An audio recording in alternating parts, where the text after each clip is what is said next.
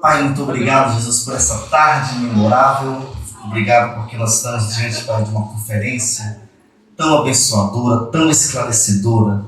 Nós queremos mais uma vez agradecer pela vida do pastor Sabá, da pastora Marileia, do Rafael, que se encontra conosco também, por eles estarem sendo nesses dias, Pai, instrumentalidade do Senhor. Nós queremos declarar que esse momento agora vai ser um momento de bênção, de graça, de favor do Senhor, de interatividade, de esclarecimento, de luz, e que nós possamos também receber, Pai, através desse casal tão precioso, instruções maravilhosas em nome de Jesus. Gente, mais uma vez boa tarde. Nós queremos agradecer mais uma vez aos nossos queridos pastor Sabá e pastora Marileia, que nos honram nessa tarde, desde quinta, na verdade, aqui em João Pessoa, né?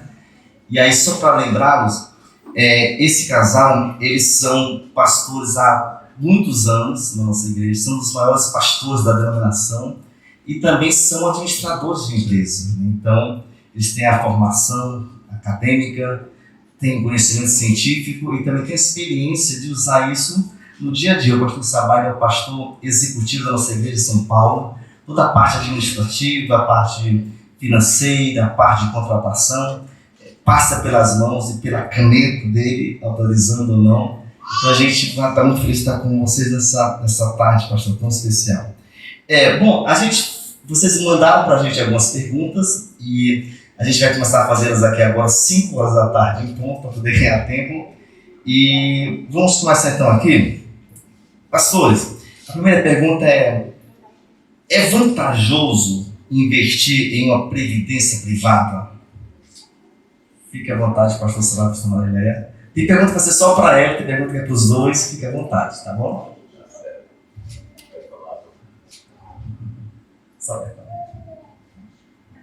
Glória a Deus. Boa tarde, meus amados irmãos.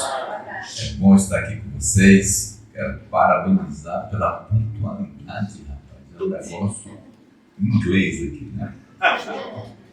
Gente, olha só. É tão legal e é tão importante bater papo dentro do contexto de uma igreja local sobre essa temática de finanças, né? Porque, como eu falei, é muita gente que está sofrendo e não precisaria se não fosse a falta de conhecimento. É o seguinte, sobre aposentadoria. Todos nós, independentemente da idade, até o Enzo, se quiser, já deve ter a sua previdência. E existem muitas alternativas de previdências hoje no Brasil, né? Nós temos a previdência tradicional, convencional, e a previdência, o INSS, eu sei que o pessoal fala mal e tal, e realmente é mal gerida, eu discordo do jeito como é feito, mas em compensação, gente, já viu aquela frase de ruim com ele, pior sem ele? É incrível como o governo, e é muito importante entender que o INSS não se trata só de uma aposentadoria quando você ficar velhinho. Se trata de uma assistência, por isso que é Instituto Nacional de Serviço Social.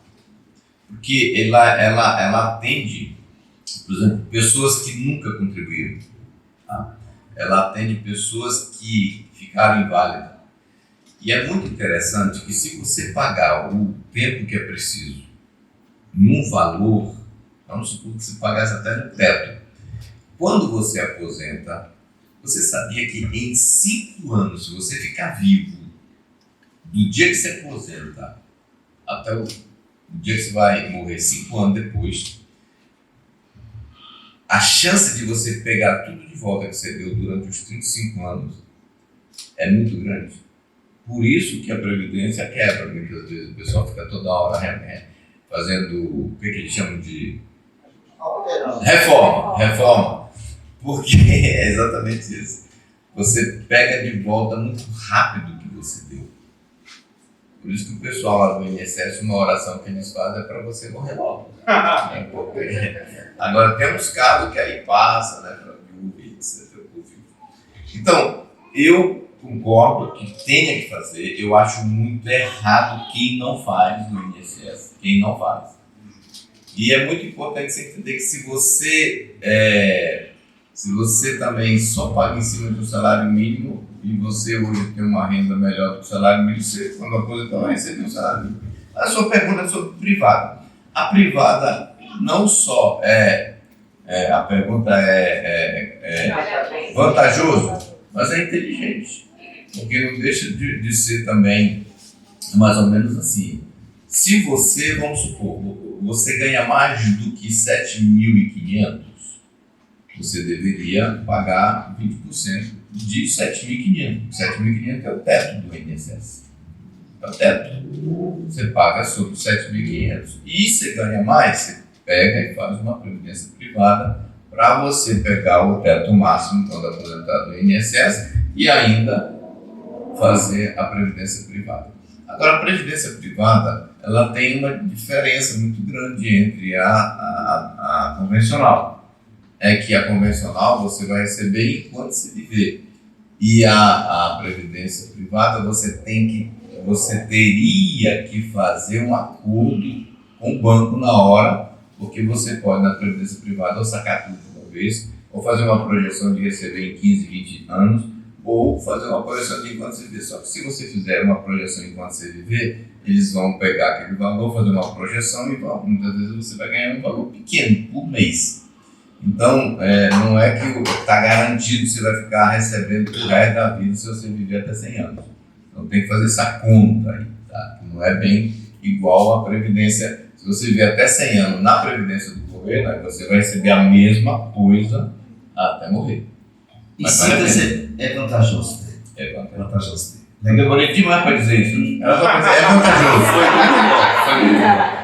Agora, essa aqui é para a pastora Marileia. Pastora Marileia, a pergunta é a seguinte. Talvez foi uma dona de casa que fez, né?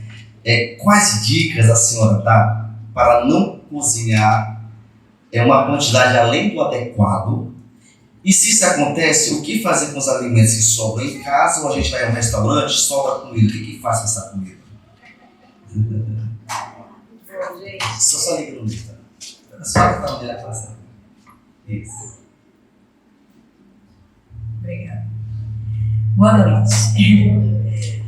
Bom, primeiro você tem que conhecer, né, obviamente, e saber a quantidade que cada membro da sua família come, né? Tem aquelas pessoas que comem um pouco mais, tem aqueles que comem menos. Então, inicialmente, talvez você vai levar um tempo para você observar a quantidade que cada um come. Por exemplo, eu já sei que na minha casa, cada pessoa come uma mão de arroz. Então, quando eu faço arroz, se eu medir uma mão de arroz para o almoço, uma para janta, por pessoa, vai dar aquele arroz para almoço e janta. Então, essa é a quantidade que a minha família come. Mas tem gente que come mais, tem gente que come menos, tem gente que come arroz. É só um exemplo, né? Então, outra coisa que você pode fazer também é fazer e congelar. Né? Não tem nada de errado, eu já até estudei um pouquinho sobre comida congelada. Se você congela a comida, ela não perde as propriedades nutritivas se ela for congelada imediatamente depois que ela é feita. Então, quando ela já começa a esfriar, você já congela nas quantidades corretas, assim, para alguns dias. E aí você só vai, então, aquecendo todos os dias para comer. Então, é uma dica que ajuda a economizar também, economiza gás, economiza tempo, né? Quando é possível. Tem algumas coisas que não presta congelado. Mas o arroz é bom, pode fazer o feijão, pode também fazer uma quantidade, tipo, você já cozinha o quilo todo, e aí divide pela a quantidade que você come cada dia, já congela dividido. Não pode descongelar e congelar de novo, porque aí perde também as propriedades nutritivas. Então, você só descongela aquela quantidade. Então, você tem que procurar ver e entender aquilo que sua família come. E, com respeito à sobra, lá na minha casa a gente guarda tudo. Sobrou, a gente guarda para outro dia. Aí, no outro dia, a gente pode ou inventar, fazer alguma coisa, né? Inclusive, o Salares, que ele cozinha muito bem, né? Sabe como que ele faz? Ele vai lá na geladeira, ele pega todos os restinhos de comida, ele coloca um tomate, cebola, uma farinha assim, aí faz o mexido, aí diz que ele cozinha bem. Famoso mexido. Ele é bom de mexido. Então, a gente aproveita tudo, né? O arroz de muito tempo, pode fazer um bolinho de arroz. Então a gente inventa alguma coisa e aproveita Ela faz um todo bolinho de dia. arroz. Eu acredito que isso é bíblico. Porque quando Jesus multiplicou os pães e os peixes, a Bíblia fala que eles recolheram 12 cestos cheios que sobraram. Então, ou seja, ele guardou, ele mandou recolher. Lá não fala que eles jogaram fora, que eles jogaram no lixo. Eles recolheram para quê? Provavelmente para aproveitar ou para dar para alguém. Então, lá em casa também a gente aproveita. Vai no restaurante, sobrou comida, pode embalar aí que a gente vai levar para casa no outro dia, já serve, já dá para o almoço, já dá para uma janta, já dá para completar. Então, a gente realmente não desperdiça nada e nem tem vergonha de fazer isso. A gente nunca teve vergonha de pedir a sobra do restaurante. Sobrou, vamos levar para casa. A gente só deixa mesmo o prato e a colher do restaurante. Inclusive, dizem que o cara tinha vergonha, né, de pedir que o cara ia lá, então ele falava assim, olha, meu amigo, eu vou levar pro nosso cachorrinho. Só que dessa vez a filhinha tava, ele não se tocou que a filhinha tava. E aí ela falou assim, oba, mamãe, papai vai comprar um cachorrinho pra nós. Não tinha cachorrinho ainda. Parece que o senhor falou que toda sexta come comida japonesa, você falou pra mim ontem aí. Lá em casa toda sexta-feira é comida japonesa. É o que sobra.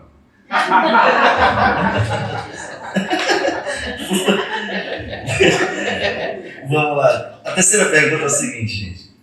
O Novo Testamento, ele anula ou reforça o princípio do dízimo?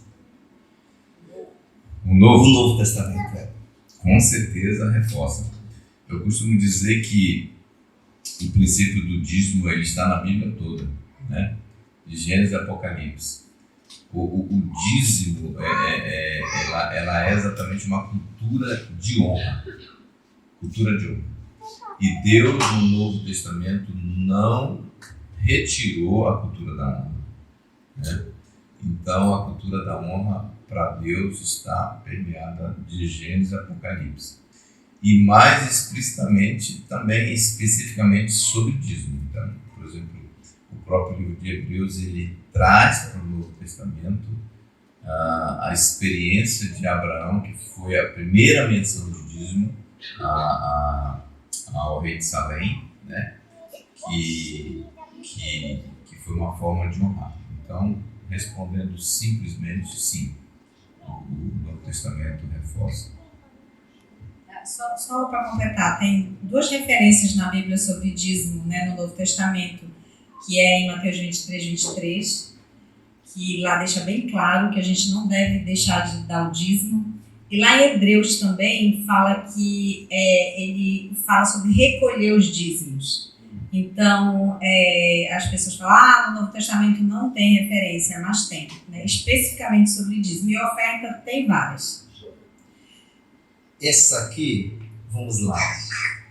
Pastores, meu cônjuge compra por impulso e gasta muito com coisas supérfluas. O que eu faço, olha só, o que eu faço para ele ou ela? Essa pessoa foi bem discreta, ele colocou ele ou ela para não saber se é uma mulher que está perguntando. O que eu faço para ele ou ela? Ser mais controlado e assim evitarmos brigas e, consequentemente, termos saúde financeira. Então, aqui é o demônio da compulsão, né? A clínica de recuperação. Eu vou deixar minha esposa falar, porque ela que é casada com um cara que tinha um problema de comprar por... Orar, jejuar por ele. Não, olha, gente, eu acredito em alguns princípios nessa área. Um deles, a minha mãe sempre dizia assim: o que os olhos não veem, o coração não deseja. Os olhos não veem, o coração não sente. E isso se aplica, eu acho que para todas as áreas de pecado na nossa vida. Que se a gente se expor a algumas coisas, a gente vai acabar fazendo aquilo que a gente está se expondo. Por exemplo, uma pessoa que tem vício de pornografia. Se você começar a olhar, ficar olhando coisas imorais e tal, vai com uma coisinha aqui, depois outra, daqui a pouco você está atolado lá na pornografia. Então, é igual bebida alcoólica, né? Ah, vou tomar um vinhozinho, uma cervejinha, depois vai, daqui a pouco a pessoa está embriagada. Então, é melhor que a gente estabeleça limites longe de onde a gente possa cair, né? Porque se a gente escorregar um pouquinho, a gente não está longe de cair. Por exemplo, eu sou um tipo de pessoa que eu não gosto de ir em shopping se for só para ir. Tipo, vamos ali passear no shopping. Eu vou passear no shopping fazer o quê? O que eu vou ver no shopping? Aí eu vou ver lá roupa, eu vou ver sapato, eu vou ver coisa de casa, eu vou ver um monte de coisa.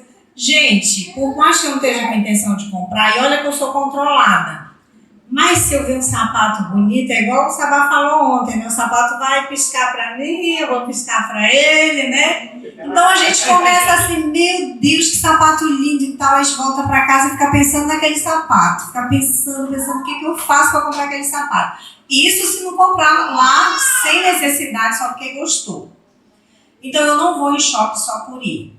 Se eu estou precisando de alguma coisa, se eu preciso comprar algum presente, se eu preciso comprar alguma roupa para mim, aí eu vou lá comprar aquilo e volto para casa. Eu não fico lá só passeando. O Sabá sabe que às vezes a gente chega numa outra cidade, vamos passear no shopping. Gente, é quase impossível a gente passear no shopping e a gente não comprar nada. Então, se a pessoa tem esse vício, evite de ficar indo nesses lugares. Eu ficava geralmente junto com o Sabá, quando eu não queria que ele comprasse, eu ficava, amor, você tem certeza que você precisa? Mamãe, você já tem tanta camisa. Amor, então eu ficava assim meio que no pé dele, né, pra ele não incentivava e não encorajava muito ele comprar, porque eu sabia, às vezes eu lembrava ele, eu digo, amor, você tem uma mala de camisa lá em casa que você nunca usou. Mas ele não é mais assim, ele parou, graças a Deus. Ontem ele falou assim, brincando, mas ele não tem mais esse... Gente, ele saía assim, sacolas de coisa de shopping. Quando a gente viajava, né? Mas viajava para fora principalmente. Mas aí, eu aconselho assim, por exemplo, se for um homem, eu acho que ajuda muito também você compartilhar o planejamento financeiro de vocês. Se a mulher tiver um problema, você compartilha, você fala assim, olha, eu recebo tanto, mostre o planejamento financeiro, isso aqui vai ser nosso dízimo, isso aqui é a nossa oferta, isso aqui é para supermercado, isso aqui é para gasolina, isso aqui é para escola dos filhos, isso aqui é para o cachorro se tiver, isso aqui e tal, para ela ver ou ele ver como que está sendo usado o dinheiro e ver que não dá para ficar gastando nada extra. O Sabá sempre fez isso em casa, assim, eu e ele, da gente fazer esse planejamento financeiro, isso ajuda muito a gente saber que se eu comprar alguma coisa além do que está lá, vai faltar.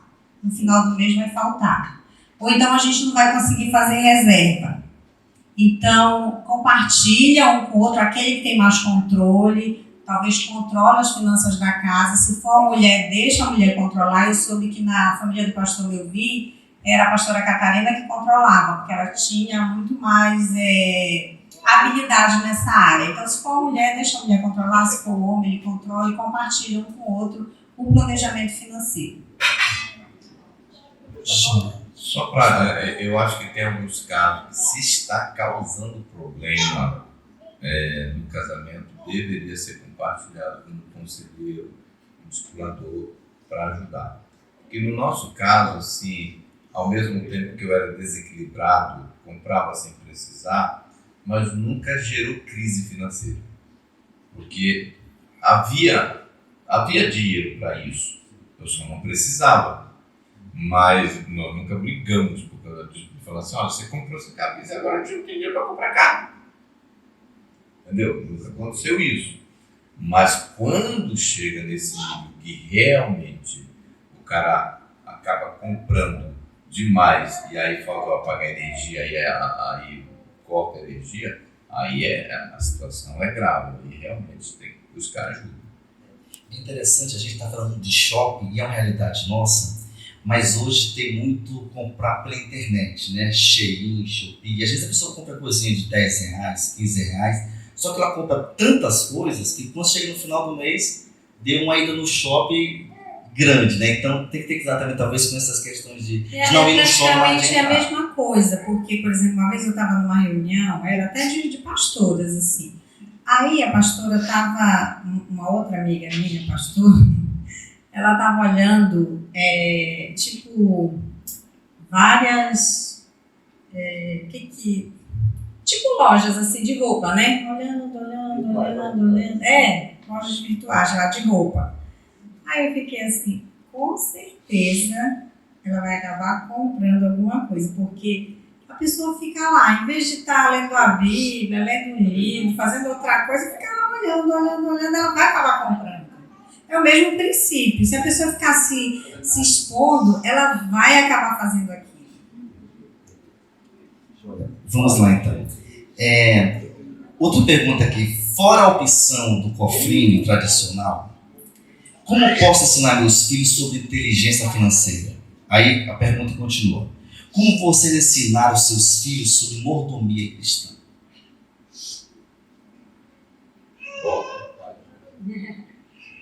Então, quando nossos filhos eram crianças, eu sei que algumas pessoas são contra isso, mas a gente aplicou isso de propósito na vida dos nossos filhos, foi dar uma mesada para eles. Mesada não é um pagamento pelo trabalho doméstico, de forma nenhuma. Ajuda em casa dos filhos, a gente tem que ensinar os filhos que eles têm que fazer isso. É um dever deles fazer isso. Os filhos têm que ajudar os pais. E eles não têm que receber para ajudar. Isso é uma obrigação, eles ajudarem em tarefa doméstica. Nossos filhos, desde cedo, ajudavam a lavar a louça, tinha idade doente, já subiam no banquinho, já lavava a louça pra gente, enfim, eles faziam, ajudavam mesmo em casa. Mas a gente dava uma mesada para os nossos filhos, que não é a recompensa pelo trabalho, é um dinheirinho para eles gastarem como eles quisessem. Mas por que a gente dava mesada? Porque a gente queria ensinar administração financeira. Então a gente dava mesada e a gente ensinava, olha, quando eles são muito pequenos, a gente ensina só o basiquinho. O basiquinho, uma parte para doar, uma parte para gastar e uma parte para poupar. Então a gente dizia, olha, a gente vai dar esse dinheirinho para vocês, uma parte para doar, tira dízimo, oferta, dá uma oferta para alguém, ajuda o necessitado, uma parte para gastar, aí você vai desfrutar do dinheiro, e uma parte você vai poupar. Você vai guardar para algum projeto, para comprar um brinquedo que você queira. Inclusive, a gente não tem que dar tudo que os filhos querem, né? Deixa eles comprarem algumas coisas com dinheiro, deixa que eles vão valorizar mais. Então, você guarda para você fazer alguma coisa que você quer comprar. A gente pode até ajudar. Então, é interessante que nós temos 3 filhos. Um tinha a tendência de doar tudo, de dar tudo. O outro tinha a tendência de gastar tudo. E o outro tinha a tendência de guardar tudo. Cada filho é diferente.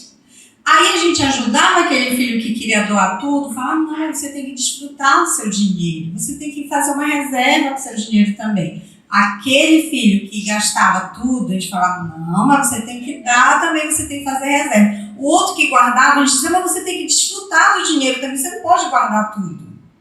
Né? Cada filho é diferente. Então, assim a gente vai ensinando os filhos. E à medida que eles vão crescendo mais, a gente vai dando parâmetros mais específicos, né? Agora, a gente sempre ensinava, primeira coisa, honrar o Senhor, com dízimos e ofertas, porque a gente acredita mesmo que esse é o segredo de Deus abrir as janelas dos céus e derramar bênçãos sem medidas sobre nós. Às vezes, a gente não sabe manter e administrar aquilo que Deus manda, mas se a gente for fiel nos dízimos e nas ofertas, pode ter certeza que Deus vai mandar. Sobre essa questão também, a gente dava de acordo com a idade. Os mais velhos recebiam mais do que os mais novos. E muitas vezes também tinha algumas funções que a gente fazia questão de pagar, era tipo assim, o dia da louça era minha, porque cada um tinha um dia de louça. Aí, por alguma razão, eu falava, quem quer ganhar R$5 para lavar minha louça? Então eles estavam ganhando. Então eu pagava. E a outra coisa também que eu fazia, eu era um banco para eles. Então falei, ó, quem quiser guardar dinheiro, vocês podem me dar, tá? Eu anoto, eu tinha uma planilha de cada filho, eles deixavam lá, e aí eu não pagava rendimento. Eu era um banco ruim. Era um banco ruim. Você sabe que eu gastava o dinheiro deles, mas eu sabia que tinha lá no controle, então na hora que precisava. Mas era uma forma deles, pai, tá aqui, ó, pai, guarda isso aí pra mim. Porque era uma forma deles aprenderem esse negócio de dar pra alguém guardar, né? Era uma telecena. Era muito interessante. Beleza. Outra pergunta aqui. Pastor, posso pegar meu dízimo e dar em outro ministério ou junta missionária, que ao meu ver precisa mais do que a minha igreja? Olha, realmente é uma pergunta muito interessante. Eu vou responder essa porque eu gosto de dizer assim, eu não sou radical no sentido de que não, mas eu acredito que essa deveria ser uma decisão junto com o seu pastor. Junto com o seu pastor. Tem 2 casos lá em São Paulo que a pessoa veio e falou comigo, falamos junto com o pastor Eibe, e ele estava sentindo de fazer isso, o pastor queria e tal, papapá, explicou a razão, qual era ele e tal. Então nós abençoamos. Mas isso já reforça o fato que a pessoa não tem autonomia, né? Porque é mais ou menos assim, o dízimo é de Deus e não é seu. Então você precisa saber onde que realmente Deus quer. E a Bíblia é muito clara em dizer, trazer para a casa do Senhor. Eu vejo que, eu queria ter tempo para falar, mas eu tenho uma abordagem sobre por que Abraão deu dízimo para Melquisedeque. E tem pelo menos 4 razões. E uma das razões, porque Melquisedeque era o cara que liberava sobre ele a bênção, era o cara que era a autoridade espiritual sobre ele, era o sacerdote, era o líder.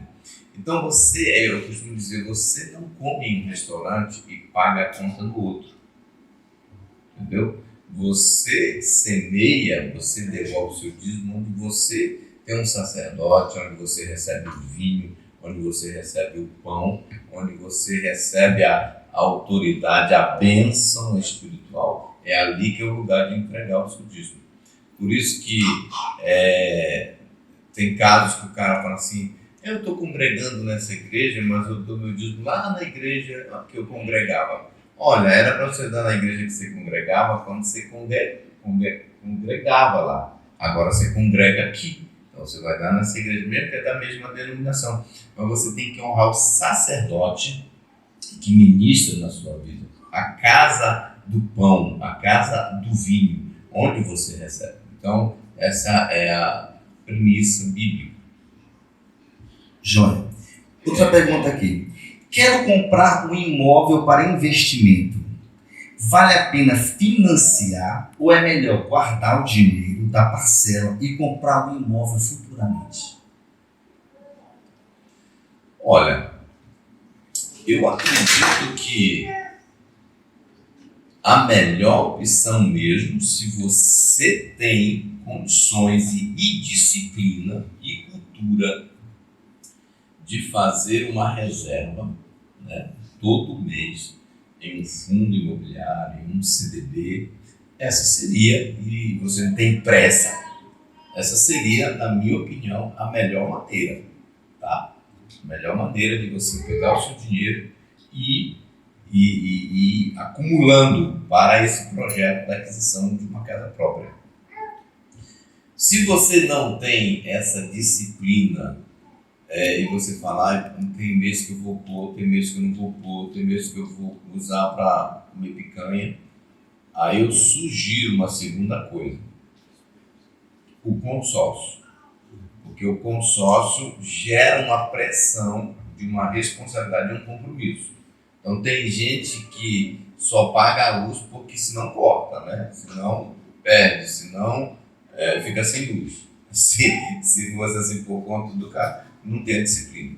Então o consórcio ainda é hoje um dos dinheiros mais baratos, especialmente se você for logo sorteado. E existe pelo menos 3, hoje 4 possibilidades de você ser sorteado em diversas modalidades, né? Pelo menos dessas 3 ou 4. Mas se for só o convencional, já é um dinheiro barato, né? Que você mesmo paga a administração e tal. E a terceira e última é comprar por financiamento, que eu desencorajo, né? Desencorajo, mas também depende muito. Se você está comprando uma oportunidade boa, né? Se você está com um imóvel que está abaixo do preço do mercado, se você está fazendo financiamento tipo Caixa Econômica, hoje eu acho que é um dos melhores juros do mercado, tá? Porque a Caixa Econômica praticamente existe inicialmente para esse fim, para ajudar o cara a conseguir a casa própria, então é um juro diferenciado. Mas a pergunta era, vale a pena?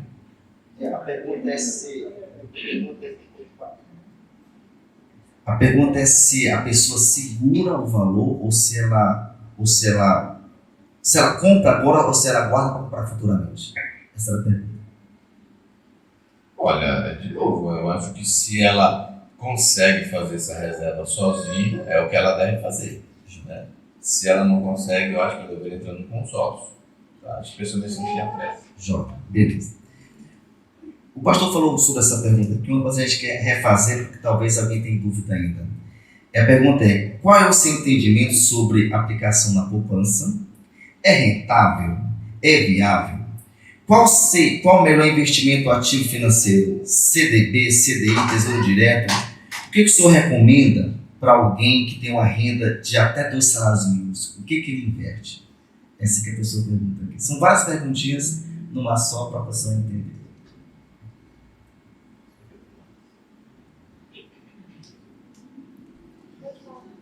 Olha, é o seguinte, se você não tem o hábito de fazer a reserva, você deve começar. E eu costumo dizer, não importa quanto você ganha, você tem que reservar. Mesmo que seja R$5 por mês. Rapaz, eu só ganho 500, reserva R$2 por mês. Sei lá, faz uma reserva. Só dentro ainda dessa questão, as pessoas perguntam qual é o melhor percentual. José do Egito fez 1/5, que seria 20%. 20% é o que José do Egito fez. Você não pode fazer 20, faz 15, faz 13, faz 10, faz 8, mas faz. O que não pode fazer é 0%. Né? Então começa. Agora você fala assim, pastor, mas é tão pouco, vai dar R$30, R$32. O que eu faço? Olha, começa então no Tesouro Selic. Começa no Tesouro Direto.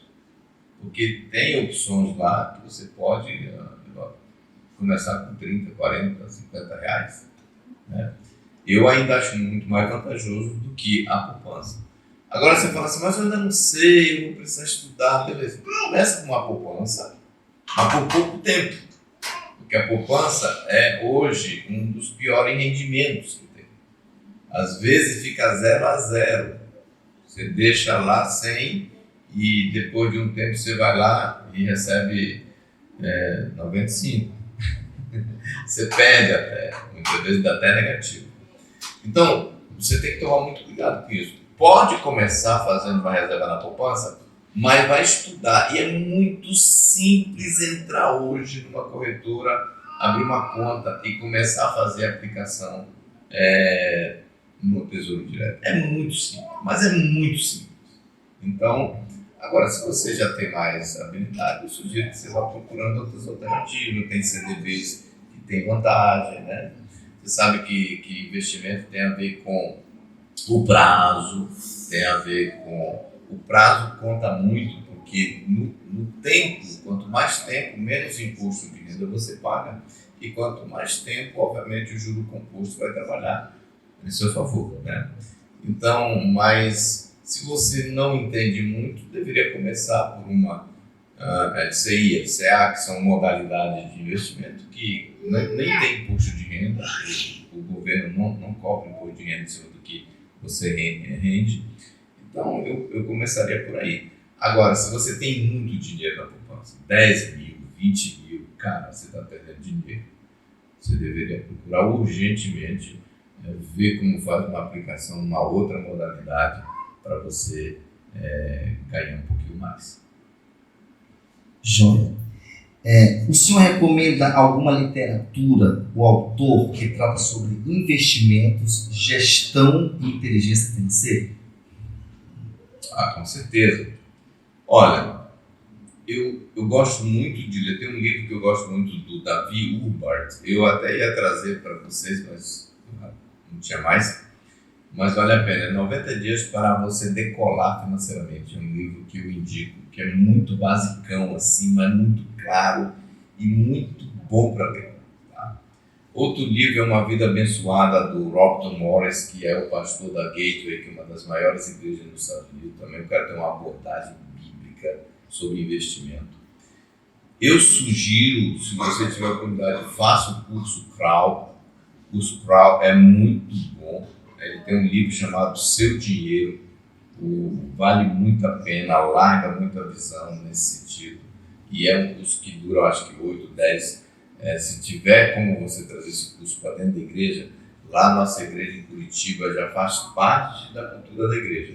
Termina uma turma, começa a outra. Termina uma turma, começa a outra. Vale a pena, às vezes, o cara que tem mais tendência para isso, ele faz, e aí ele é treinado para ser o líder daquele ministério, e passa toda a igreja por aquele curso, é muito legal. Tem um curso no Haggai. Eu já faço online também, eu acho que eu já estou fazendo online. Tem um curso no Haggai sobre inteligência financeira, que eu fiz, nós fizemos, né? Muito bom também. Tem um curso... tem vários livros. Agora tem alguns canais que tem uma menina que ela é inclusive evangélica, não sei se alguém segue ela, chama Economirna. Ela, não sei se ela é daqui ou ela é do Nordeste, de Recife. Ela tem um canal muito interessante, muito bom.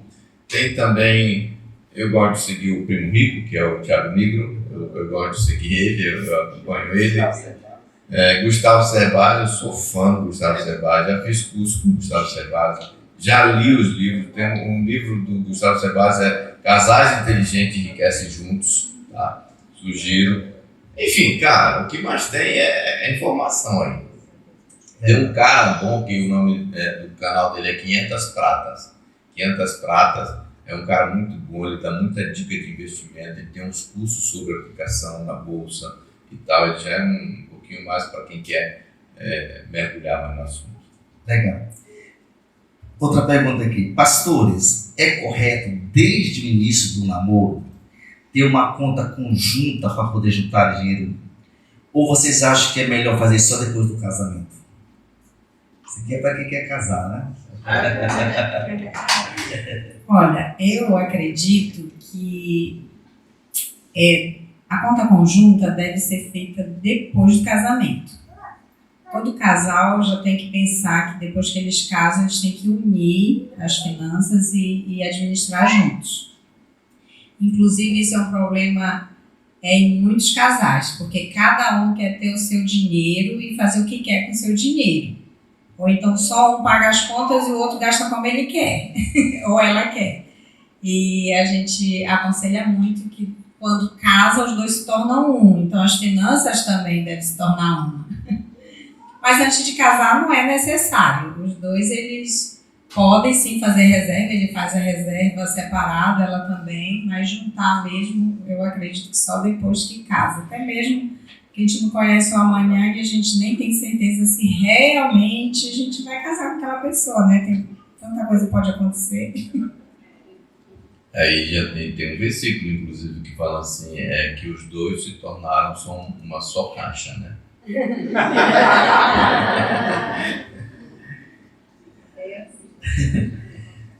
Pastores, se você não soubesse nada sobre finanças, por onde começaria a aprender sobre gestão financeira? tá zerado, começa por onde? Para me situar nesse mundo de finanças. Hoje, na atual conjuntura de tanta informação disponível e gratuita, eu começaria pela internet, começaria pelo YouTube, né? Porque é de graça, é acessível. Agora, tem gente que não gosta de vídeo, tem gente que gosta de ler, então eu começaria comprando livros que falam do tema. Eu aprendo muito com vídeo, eu gosto de assistir, eu assisto e eu aprendo. Então, eu começaria por aqui. Na época que eu comecei a me interessar por finanças, não tinha, né? Então, não tinha não tinha nem celular, tinha internet, então era muito em livros, né? Mas começa logo, começa ontem, né? Começa ontem estudar sobre isso, porque certamente você vai precisar. Outra, quais dicas vocês dão para quem vai ministrar ofertas no Life Group? Como deve ser a abordagem? Qual deve ser o entusiasmo?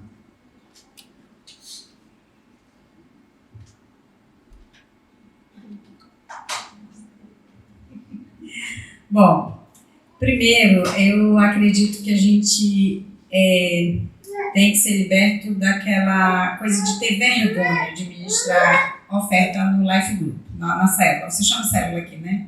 Life Group. Então, é um assunto espiritual. Por exemplo, eu não sei se aqui as ofertas vão para a moriação ou não. Sim. Tudo é canalizado para a moriação, igual em São Paulo, né? Então, a gente geralmente aborda com muito entusiasmo e mostrando versículos que mostram sobre ajuda aos necessitados, mostrando o que a igreja já tem feito, né, para ajudar os necessitados. E aí a gente recolhe a oferta. E antes, quando não era também para uma ação, da mesma forma. Porque a oferta, ela é uma extensão da nossa adoração. Ela faz parte da nossa adoração. Então, assim como a gente não tem vergonha de dizer, vamos adorar a Deus, vamos levantar a nossa mão, vamos cantar, vamos louvar, a gente não tem que ter vergonha de recolher as ofertas, porque a oferta é a nossa maior expressão de adoração a Deus. Então, a gente tem que falar, olha, agora nós vamos adorar o Senhor com os nossos dízimos e nossas ofertas, no caso do Life Group, com as nossas ofertas, com muito entusiasmo, com muita convicção, sabendo que a forma que Deus escolheu para nos abençoar é através dos dízimos e das ofertas. Gente, para mim isso é tão forte, desde que eu me converti. Para a glória de Jesus, eu nunca deixei de dar um dízimo na minha vida. Eu tenho mais de 35 anos de convertida. Nunca eu deixei de dar um dízimo. Se eu esquecer se eu dei, eu dou de novo só para garantir que eu dei. Porque eu sei que é a forma que Deus escolheu para nos abençoar. E eu sei que é a forma que a gente pode honrar e devolver um pouco daquilo que Deus tem nos dado. Porque Deus já nos permite ficar com 90%. Né? O que é 10% a gente devolver para abençoar a obra dele e para a gente honrar a Deus com nossos dízimos e ofertas. Bem, você falou que com 35% era só de idade, mas... Eu converti com 2 anos de idade. Mas uma coisa só sobre isso, eu acho que é muito importante também toda a igreja entender o valor que é investir nesse projeto de amor e ação, né? Então, uma das razões que nós migramos para a oferta ser exclusiva para isso era para dar mais autoridade. E na cultura de São Paulo, eles têm uma mentalidade. Você sabe que uma das religiões predominantes de São Paulo é o espiritismo, que eles valorizam muito a questão das boas obras, né? Então, quando a gente fala que realmente vai para a assistência social, o entusiasmo de doar é muito maior. E aí perdeu a vergonha e dá oportunidade.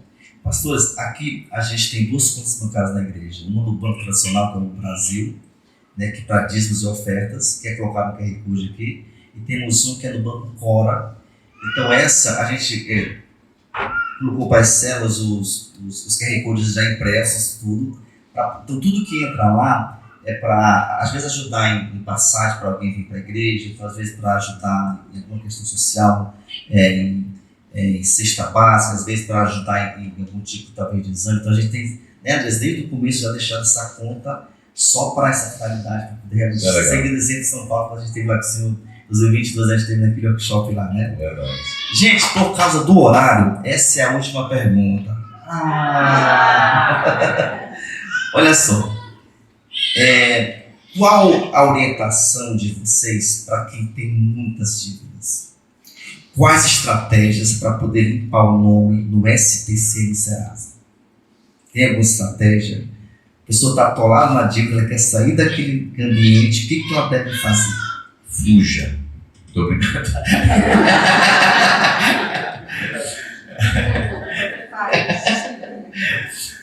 Gente, nós temos que encarar a dívida como um gigante que a gente precisa derrubar, né?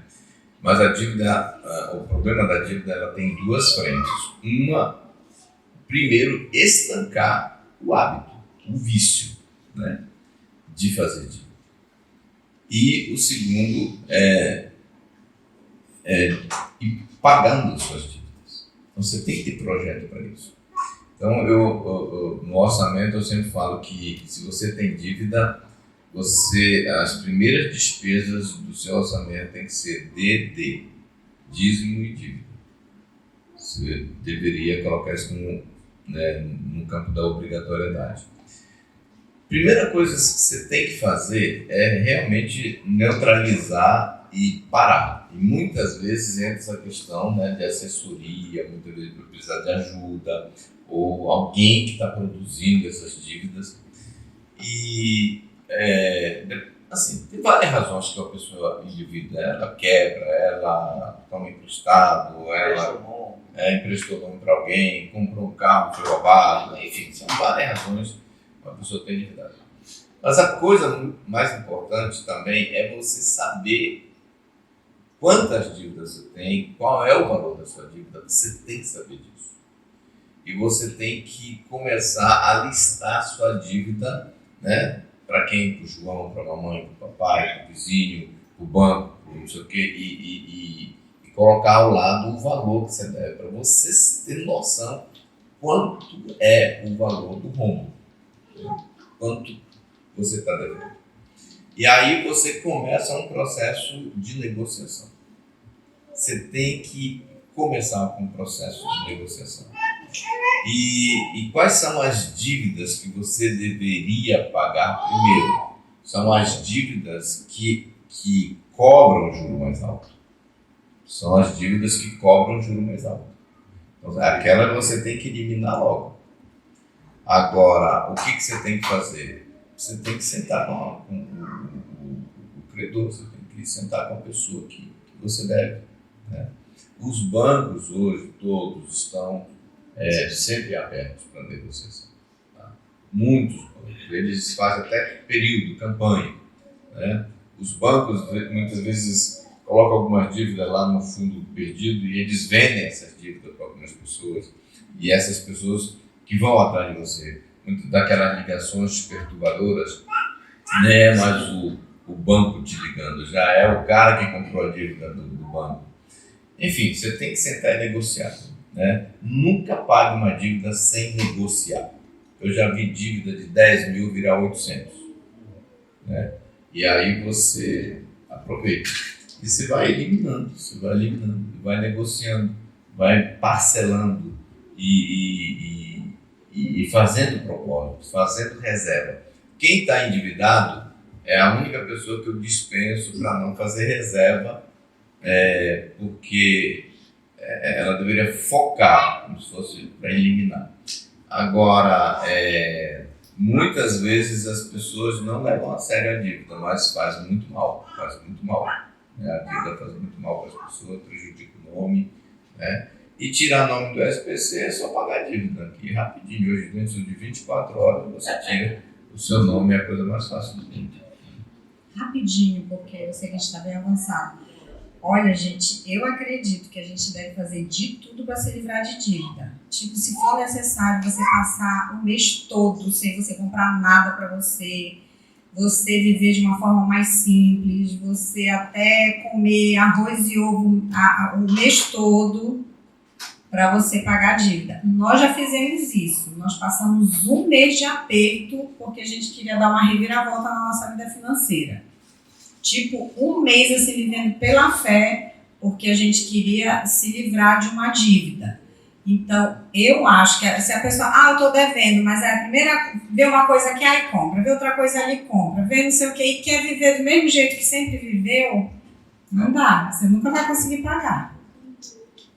É interessante também porque Paulo vai dizer em Romanos 13:8, né?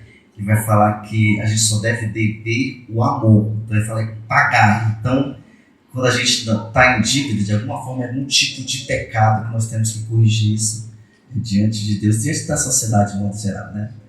Mas, gente, pastores, obrigado. A gente realmente seguiu até 10 para as 5. Muito obrigado pelo tempo de vocês, pela exposição maravilhosa. A senhora pode orar, pastor, abençoando a nossa igreja, para que a gente possa, em nome de Jesus, ninguém dever nada aqui, que todo mundo possa investir, possa prosperar em nome de Jesus, tá bom? Pai, nós queremos te agradecer, Senhor, nós queremos te louvar por esse tempo precioso e nós queremos te pedir que o Senhor venha com uma bênção todo especial, Senhor, sobre a tua igreja, sobre o teu povo, que qualquer pessoa aqui, Senhor, que está precisando que as janelas do céu se abram sobre sua vida, eu oro agora, Pai, e quero te pedir que eles possam entender e compreender os princípios da Tua Palavra, para que isso possa ser possível, Senhor, que venha jorrar, Senhor, bênção sem medida sobre a Tua igreja, e que o Senhor dê, Senhor, a capacidade, a habilidade de cada um para administrar, Senhor, suas finanças, com sabedoria vindo do alto. Eu oro, Pai, por aquelas famílias que estão endividadas, que o Senhor possa dar estratégia, que o Senhor dê criatividade, Senhor, de como ganhar mais dinheiro para pagar essas dívidas, como economizar, como não desperdiçar, Senhor, para pagar essas dívidas, Pai. Em nome de Jesus, nós te pedimos que a sabedoria do alto venha, Senhor, sobre o teu povo, que o teu povo possa prosperar abundantemente, porque eu creio, Pai, que o Senhor nos criou para viver, Senhor, em prosperidade, para que a gente não viva, Senhor, preocupado com a nossa situação financeira, que nós possamos ser supridos pelo Senhor. E eu oro que cada família aqui possa ser totalmente, completamente suprido, que eles possam ter, Senhor, para eles e com ampla suficiência também para ajudar os outros, ajudar a tua obra, em nome de Jesus. Amém. Amém. Vamos aplaudir esse casal maravilhoso, gente. Obrigado, pastor.